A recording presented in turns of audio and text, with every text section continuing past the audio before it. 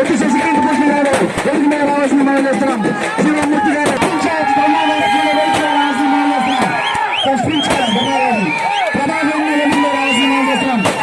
బండారు మదన్ గారి వేదిక మీద రావాల్సిన మనం చేస్తున్నాం. అన్న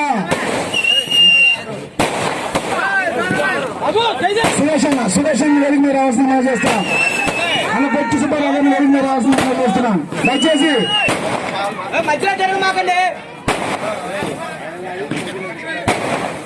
దయచేసి కూర్చోవలసిన యువత కూర్చోవలసిన లేడీస్ కి అడ్డం లేకుండా కూర్చోవలసిన మనం చేస్తున్నాం. దయచేసి పక్కన కుర్రవాళ్ళు అన్న